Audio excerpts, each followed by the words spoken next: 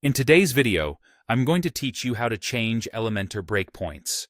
If you're looking to customize the way your website displays on different devices, you're in the right place. Stick around, and I'll guide you through it step by step, ensuring you get the most out of Elementor's design capabilities. Let's start by heading over to your WordPress dashboard. Once you're there, you'll want to navigate to the Elementor section and click on Settings. Now, this is where you'll enable one of Elementor Pro's features called Custom Breakpoints. This crucial setting allows you to fine-tune how your website looks on various screen sizes beyond the standard options. Next, switch over to the Features tab.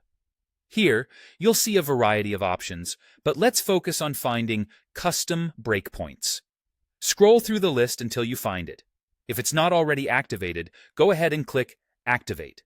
This will ensure you have the flexibility you need to tailor your site to different devices. Now, let's move on to Elementor Site Settings. Open any page using Elementor. It doesn't matter which page, as you'll just be setting global settings across your site.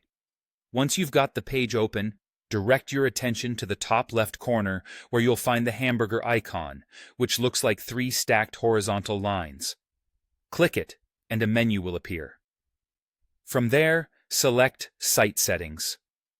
This is your gateway to customizing various global elements for your site. Within Site Settings, there are multiple options you can explore, but for now, click on Layout, and then choose Breakpoints. Here, you will see a list of predefined breakpoints such as mobile, tablet, and desktop, along with the pixel values associated with each. For example, you might see mobile noted at 767 pixels, tablet at 1024 pixels, and so on. These settings determine how your design shifts at different screen sizes. You might find that the default values don't quite suit your needs, and that's perfectly fine. Feel free to click on any of these values and adjust the pixel numbers to better fit your specific requirements. This customization is key if you want a more responsive and tailored design, ensuring your website looks its best, no matter what device it's viewed on. Once you're happy with the changes you've made to the breakpoints, remember to click Update. This step is crucial.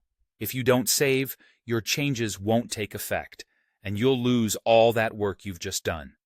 So, be sure to save to ensure that your adjustments are applied.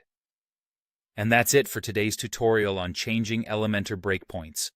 You've now learned how to adjust your site's responsiveness with precision. Thank you for watching, and happy designing!